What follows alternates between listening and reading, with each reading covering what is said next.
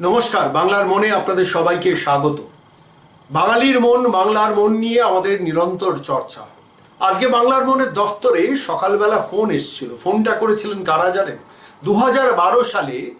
2012 সালে যারা school service কমিশনের পরীক্ষায় উত্তীর্ণ হওয়ার পরও আজ পর্যন্ত গত 9 বছরে দীর্ঘ লড়াই করার পরও চাকরি পাননি, এমন 6000 মানুষের কিছু প্রতিনিধি। তারই মধ্যে একজন আজিজুল ইসলাম ফোন করে আমাদের জানালেন সমস্ত ইতিহাস। তার মুখ থেকে আপনারা শুনবেন বাংলার মনে, অন্তত আজকের প্রতিবেদনে শুনবেন সেই মর্মান্তিক কাহিনী। কি সেই কাহিনী? এই শিক্ষিত যুবক যুবতীরা, MA MSc MCom পাস ছেলেমেয়েরা, তারা দীর্ঘদিন ধরে অনুশীলন করে পড়াশোনা করে পরীক্ষা দিয়ে স্কুল সার্ভিস কমিশনে উত্তীর্ণ হওয়ার পর 2012 সালে যে তালিকাটা বেরিয়েছিল, অন্তত তাদের বক্তব্য অনুযায়ী সেই তালিকাতে দেখেন 6000 ছেলেমেয়ের সেখানে নাম নেই। কি কারণে নেই, কেন নেই, প্রশ্ন করছে সরকার নীরব। দীর্ঘদিন ধরে তারা পার্সু করতে করতে করতে করতে শেষ পর্যন্ত তারা আদালতে যায় এবং হাইকোর্টে 2013-14 সাল থেকে সেই মামলা শুরু হয়। সেই মামলা এখনো চলছে। হাইকোর্ট থেকে হাইকোর্টে রাজ্য সরকার হারে, অন্তত তাদের বক্তব্য অনুযায়ী। তারপর পরবর্তীকালে সেই মামলা যায় সুপ্রিম কোর্টে। সুপ্রিম কোর্ট সেটাকে আবার হাইকোর্টে রেফার করে এবং হাইকোর্টে রেফার করার পর হাইকোর্ট যে নির্দেশ দিয়েছে তাদের বক্তব্য অনুযায়ী শেষ পর্যন্ত সরকার সেটা এখনো পর্যন্ত মানেনি এবং কন্টেম্পট অফ কোর্টও কেস হয়েছে সেই নিয়ে। বলছিলেন আমাদের দুঃখ করে, জানেন 6000 মানুষের প্রতিনিধি হই আমরা, 1200 ছেলে মেয়ে নিজেদের পকেট থেকে যেটুকু প্রাইভেট টিউশনি করে সংসার চালিয়ে কিংবা এটা ওটা করে যেটুকু রোজগার করি কিংবা জমি জমা প্রপার্টি বিক্রি করে প্রায় 20 লক্ষ টাকা খরচা করেছি। যদি অধিকাংশ আইনজীবী তারা প্রায় বিনা পয়সায় লড়েছেন, কিন্তু সুপ্রিম কোর্ট পর্যন্ত দৌড়ানো, যাওয়া আসার খরচা, আদালতে ন্যূনতম যে ফিসগুলো লাগে সেইগুলো খরচাগুলো মিলিয়ে প্রায় 20 লক্ষ টাকা আমরা ইতিমধ্যে খরচা করে ফেলেছি। 30টা ডেট পড়েছে হাইকোর্ট, সুপ্রিম কোর্ট, হাইকোর্টে। শেষ পর্যন্ত 6000 লোকের একটি ছেলেমেয়েরও চাকরি হয়নি। বলছেন, দুঃখ করে আজিজুল বলছিলেন, জানেন এই লড়াই লড়তে লড়তে 4 জন পরীক্ষার্থী কিন্তু ইতিমধ্যেই মারা গেছেন। আমরা জানি না শেষ পর্যন্ত আমাদের সুইসাইড করতে হবে কিনা। কি কষ্টের, কি যন্ত্রণা সেই অভিব্যক্তি আমাদের কাছে জানাচ্ছিলেন। বলে 2012 সালে স্কুল সার্ভিস কমিশনে আমরা তো শিক্ষিত, আমরা পড়াশোনা করেছি, আমরা মেধাবী, অনুশীলন করেছি, আমরা বাবা মার সঞ্চিত অর্থ থেকে পড়াশোনা করে বড় হয়েছি। কেউ ফার্স্ট ক্লাস পেয়েছি, কেউ ফার্স্ট ক্লাস পাওয়ার পর বিএড করেছি মাস্টার ডিগ্রি করার পর। শেষ পর্যন্ত চাকরিতে উত্তীর্ণ হওয়ার পর 6000-এর নাম বেরোলো না। এবং যখনই আমরা বলছিলাম, আমরা আজিজুলকে প্রশ্ন করলাম, যখন বলছিলেন যে বারবার শিক্ষামন্ত্রী, মুখ্যমন্ত্রী সমস্ত জায়গায় দরবার করেছে। শিক্ষামন্ত্রী পার্থ চট্টোপাধ্যায়ের কাছে যখনই তারা গেছেন, তাকে যখন প্রশ্ন করেছেন যে স্যার আমাদের চাকরিটা কি হবে না, তখন বলছে যাও তোমরা আদালত থেকে রায়টা বার করে আনো, তারপরে তোমাদের চাকরি দেবো, আদালতে অর্ডার আনো, আমরা বার করবো। তখন তারা প্রশ্ন করেছে, মাননীয় মন্ত্রী মহোদয়, আদালত থেকে যখন আমরা রায় বার করতে যাচ্ছি তখন আপনারা তাহলে সরকার থেকে বাধা দিচ্ছেন কেন? আমি জিজ্ঞেস করেছিলাম আজিজুলকে পার্থ চট্টোপাধ্যায়ের উত্তরটা কি ছিল। বলে তখন তিনি নীরব। বলছেন রায়, হাইকোর্টের রায় পেলেই আমরা তোমাদের চাকরি দেবো, অথচ ওদিকে হাইকোর্টে গিয়ে সরকার বাধা দিচ্ছে। এখানেই প্রশ্ন, তাহলে ওই 6000-এর চাকরিটা কারা পেল? আমি আজিজুলকে জিজ্ঞেস করেছিলাম, কারণ বিষয়টা সম্বন্ধে আমি খুব ওয়াকিবহাল ছিলাম না। আমি জিজ্ঞেস করেছিলাম আজিজুলকে, আচ্ছা বলুন তো, মন খুলে বলুন তো, ওই 6000 জায়গায় যারা চাকরিটা তো পেয়েছে, কেউ না কেউ পেয়েছে, কারা পেয়েছে? 6 লাখ, 8 লাখ, 10 লাখ, 12 লাখ, 15 লাখে যে প্রাইমারি স্কুলের শিক্ষকতা বা সেকেন্ডারি স্কুলের শিক্ষকতার চাকরি বিক্রি হয়েছে বলে বাজারে ভুরি ভুরি অভিযোগ শোনা যায়, তাহলে কি সেইভাবে কোনো রিক্রুটমেন্ট হয়েছে আপনারা আশঙ্কা করছেন? আজিজুল উত্তর যেটা দিয়েছিলেন, বলেন হতে পারে, আমরা নিজেরাও জানি না, আমরাও শুনেছি সেরকম, কিন্তু হাতে তো কোনো প্রমাণ নেই। তাহলে কারা সেখানে ঢুকেছে, কারা ঢুকেছে? কিংবা ওই দাদাদের, নেতাদের বাড়ির লোকেরা বিভিন্নভাবে যে স্কুল সার্ভিস কমিশন বা কিংবা প্রাইমারি স্কুলের পরীক্ষায় যেভাবে ঢুকে সেইভাবে সেখানে ঢুকেছেন? হতেও পারে। এখন একটা অদ্ভুত পরিস্থিতির মধ্যে যুবকরা বলছে যে এখনো আমরা এই গত 9টা বছর ধরে দাঁতে দাঁত চেপে চাকরির জন্য লড়াই করে যাচ্ছি। আইনজীবীরা আমাদের সাহায্য করেছেন। 20 লক্ষ টাকা আমরা নিজেদের পকেট থেকে, ভাবতে পারেন 1200 বেকার শিক্ষিত যুবক যুবতী শুধু নিজেদের প্রাপ্য অধিকারটুকু সরকারের কাছে বুঝে পাওয়ার জন্য তারা 20 লক্ষ টাকা খরচা করেছে।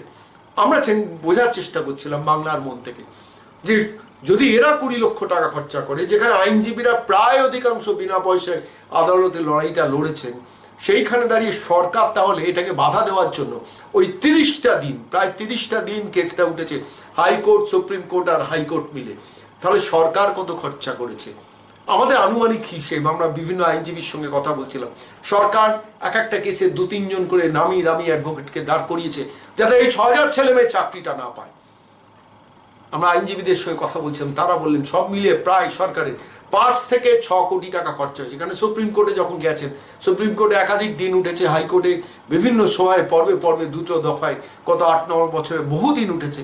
সরকারের প্রায় গলে গেছে 5 থেকে 6 কোটি টাকা ন্যূনতম, আইনজীবীদের মতামত।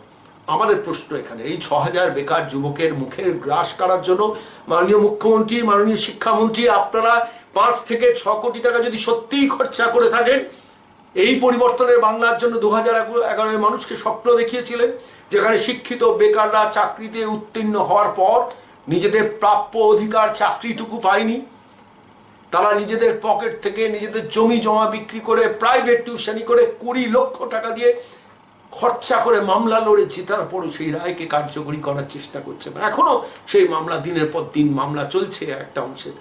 কেন এটা হবে? কিসের জন্য এটা হবে? বাংলার শিক্ষিত যুবক যুবতীরা তারা তো একটা স্বপ্ন দেখে 2011 পরিবর্তনে তারাও তো শরিক হয়েছিল। সেই মানুষগুলোকে বঞ্চিত করে পার্থবাবু আপনি কি পাচ্ছেন জীবনে জানি না। এই পাপের প্রায়শ্চিত্ত কিন্তু এই সরকারকে করতে হবে, এই পরিবর্তনের সরকার, 2011 এই পরিবর্তনের সরকারকে এই পাপের প্রায়শ্চিত্ত একদিন না একদিন করতে হবে। যে 4টে যুবক হারিয়ে গেল, জীবন থেকে হারিয়ে গেল, মারা গেল, তাদের পরিবারে কি জবাব দেবেন পার্থবাবু? কি জবাব দেবেন মাননীয় মুখ্যমন্ত্রী? কথায় কথায় আপনি জ্ঞান দেন, সততার বাণী বিক্রি করেন, অথচ এই মানুষগুলোর জীবনে যে অন্ধকার নেমে এসছে তার জন্য তো দায়ী আপনারা। এর জবাব কিন্তু দিতেই হবে আপনাদের। এ কথা বলে আজকে বাংলার মনের আপনাদের সবাইকে আজিজুল ইসলামের তার ইন্টারভিউটা আপনাদের শোনাবো। তার সঙ্গে টেলিফোনে যা আমাদের কথোপকথন হয়েছে, আসুন সেটা শুনুন বাংলার। নমস্কার। হ্যাঁ নমস্কার স্যার, আমি দমদম থেকে আজিজুল ইসলাম বলছি স্যার। হ্যাঁ একটু জোরে বলুন, জোরে। হ্যাঁ হ্যাঁ নমস্কার স্যার, আমি দমদম থেকে আজিজুল ইসলাম বলছিলাম। হ্যাঁ বলুন। বলছিলাম স্যার, আমরা 2012 সালে ওয়েস্ট বেঙ্গল স্কুল সার্ভিস কমিশনের পরীক্ষা দিই এবং এই পরীক্ষার রেজাল্টটা 2013 সালে পাবলিশ হয়, যেখানে আমরা প্রত্যেকেই সফলভাবে আমরা উত্তীর্ণ হয়েছি এবং আমরা যে প্যানেল ছিল সেই প্যানেলে আমরা এনলিস্ট হয়েছিলাম। কিন্তু দীর্ঘ 7 বছর হয়ে গেছে, তার মানে আজ পর্যন্ত চাকরিটা পাইনি। কিন্তু আমরা প্রত্যেকে এন্টাইটেল, আমরা প্রত্যেকে এন্টাইটেল ক্যান্ডিডেট। আমরা এই নিয়ে একাধিকবার আমরা শিক্ষামন্ত্রী, আমরা চেয়ারম্যানের কাছে যোগাযোগ করি। ওরা বারে বারে আমাদেরকে আশ্বাস দিয়েছেন যে আপনাদের চাকরিটা হয়ে যাবে। কিন্তু স্যার আজ পর্যন্ত আমরা এই চাকরিটা এখনো পর্যন্ত পাইনি। আমরা পথে পথে ঘুরে বেড়াচ্ছি। আমাদের অনেক সাথীরা অলরেডি মারা গেছে এই সাবস্টেশন বা এইটার সহ্য না করতে পেরে। আমরা সল্টলেকে একবার নয় 2-2বার অনশন করেছি। একবার 21 দিন অনশন করি। সেই সময় সরকার থেকে বিভিন্ন রকম ভাবে আমাদেরকে আশ্বাস দিয়েছিল যে তোমরা অনশন তুলে নাও, তোমাদেরকে চাকরি দেওয়া হবে। আমাদের রাষ্ট্রপতির থেকে আমাদের একটা আপিল এসেছিল আপনাদের কাছে, আপনার অনশনটা তুলে নিন, আমরা সরকারের সাথে কথা বলছি আপনাদের চাকরি যাতে হয়ে যায়। রাজ্যপাল থেকে আমাদেরকে আশ্বাস দেওয়া হয়েছিল। ইভেন তৎকালীন যে চেয়ারম্যান ছিল সুধীরেশ ভট্টাচার্য, তিনিও বলেছিলেন যে আপনারা অনশন তুলে নিন, আপনাদেরকে আমরা অতি শীঘ্র নিয়োগপত্র দেবো। কিন্তু স্যার দুর্ভাগ্যের বিষয়, আমরা তাদের কথা শুনে অনশনটাকে তুলে নিই। কিন্তু আমরা আজও প্রায় 6,000 মতো ছেলে মেয়ে আমরা চাকরি পাইনি। আমরা পথে পথে ঘুরে বেড়াচ্ছি। এর মধ্যে আমরা যখন শিক্ষামন্ত্রীর সঙ্গে 4 বছর তৎকালীন শিক্ষামন্ত্রীর সঙ্গে দেখা হয়েছিল, উনি বলেছিলেন আপনি অনশন তুলে নিন, আমি কথা দিচ্ছি আপনারা 100% চাকরিটা পেয়ে যাবেন। কিন্তু স্যার আমার প্রশ্নটা হচ্ছে যে শিক্ষামন্ত্রী পার্থ চট্টোপাধ্যায় যদি বলে থাকেন যে আপনারা অনশন তুলে নিন আপনাদের চাকরি হয়ে যাবে, তো তাহলে কোর্টে গিয়ে তাহলে বাধা দিচ্ছেন কেন ওরা? স্যার সেটাই তো বুঝতে পারছি না, মানে কেন সেটা হচ্ছে। এবং শুধু তাই নয়, উনি একটা কথা বারবার বলেছিলেন, মানে সে সময় ওনার সঙ্গে আমিও দেখা করি। উনি বলেছিলেন যে আপনারা কোর্টে একটা অর্ডার নিয়ে আসুন। বেশ, আপনারা প্রশ্নটা করলেন না কেন যে কোর্টে অর্ডার নিয়ে আসবো, কোর্টে গিয়ে আপনারা বাধা দিচ্ছেন কেন নানান অজুহাত দিয়ে? স্যার সে প্রশ্ন আমরা করেছিলাম। আমাদের কাছে আমাদের চাকরি নিয়োগপত্রের অর্ডারও আছে স্যার। আমাদের যেখানে কোর্ট থেকে পরিষ্কারই বলেছে যে আপনারা টেস্ট আপনি ইন্টারভিউ পাস করেছেন, আপনাদের অবিলম্বে চাকরি দেওয়া হোক। অলরেডি হাইকোর্টের অর্ডার আছে স্যার, কিন্তু সেই অর্ডারটা আমরা মানিনি। আচ্ছা, সেই অর্ডারটা আমরা কন্টিনিউ করেছি স্যার। আমি যতদূর শুনেছি আপনাদের 4 জন এরকম উত্তীর্ণ চাকরি প্রার্থী শেষ পর্যন্ত মারা গেছেন। হ্যাঁ স্যার, 4 জন অলরেডি মারা গেছে স্যার। আর বর্তমানে যে পরিস্থিতির মধ্যে আমাদের ছেলে মেয়েগুলো বিলং করছে স্যার, তাদের প্রতি মুহূর্তে আমরা ভয় পাই না, তাদেরকে আমরা হারিয়ে ফেলি। কারণ তাদেরকে দেখা যায় না স্যার, তাদের অসহায়তা আমরা দেখতে পাচ্ছি না। আমি তো শুনেছি 7 বছর ধরে আমরা বঞ্চিত স্যার, আমার সমাজের বুকে অবহেলিত বঞ্চিত স্যার। আমাদের অনেকেরই বয়স শেষ হয়ে গেছে স্যার, কি করবে তারা? MA, MSc, MCom, B.Ed সমস্ত ছেলেমেয়েরা আছেন, আমি শুনেছি আপনাদের। হ্যাঁ রাইট স্যার, এবং এবং শুনেছেন আপনারা হাইকোর্ট এবং সুপ্রিম কোর্টে মিলে প্রায় 30টা ডেট পড়েছে। আপনারা শুনেছি আপনারা যারা মামলা লড়ছেন এই 6,000-এর মধ্যে 2,000 জন চাঁদা তুলে নিজেদের মানে জিনিসপত্র বিক্রি করে পর্যন্ত মামলা লড়ছেন, প্রায় 20 লাখ টাকা খরচা করেছেন। সরকারের আমি হিসেব করে দেখেছি, সরকারের তরফ থেকে অন্তত 5 থেকে 6 কোটি টাকা খরচা হয়েছে শুধু আদালতে এই মামলাটা লড়ে আপনাদের চাকরি না দেওয়ার ক্ষেত্রে। একদম ঠিকই শুনেছেন, একদম ঠিকই শুনেছেন স্যার। তো ওরা বারে বারে আমাদের চাকরি দিচ্ছে না, কিন্তু কোর্টে গিয়ে বাধা দিচ্ছে, আবার লোকের কাছে গিয়ে বলছে, আবার মিডিয়ার সামনে এসে বলছে আপনারা অর্ডার নিয়ে আসুন, আপনার কোর্টে চলে যান। কিন্তু কোর্টে যখন যাচ্ছি ঠিক ওরা আবার এসে বাধা দিচ্ছে, এবং মামলা আমাদের এবারেই আছে, আমাদের অর্ডারও দিয়েছে। তবুও স্যার আমরা বুঝতে পারছি না এই বিচারিতাটা কেন করা হচ্ছে আমাদের মধ্যে বেকার জনগণের সাথে। একটা কথা বলুন তো, যেটা জনশ্রুতি সেটা হচ্ছে যে এই জায়গাগুলোতে আপনাদের পরিবর্তে ওই 6 লাখ, 8 লাখ, 10 লাখ, 12 লাখ, 15 লাখ টাকায় নাকি চাকরি বিক্রি হয়েছে, এই ধরনের অভিযোগ বাইরে শোনা যায়। এটা কি ঠিক?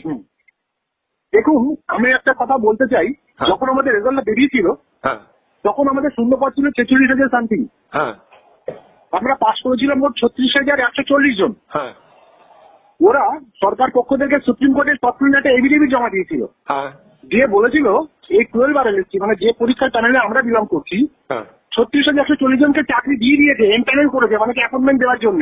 আচ্ছা। কিন্তু দেখা যাচ্ছে আমরা টোটাল পাসই করেছিলাম 36,140 জন, কিন্তু আজকে আমরা 6,000 পড়ে আছি। তাহলে এর থেকে তো পরিষ্কার বোঝা যায় যদি 36,140 জন করে মানে এমপ্যানেল করেই থাকে বা চাকরি দিয়েই থাকে, তাহলে আমরা কারা? তাহলে আমাদের যারা নিশ্চয় অন্য কেউ ঢুকেছে।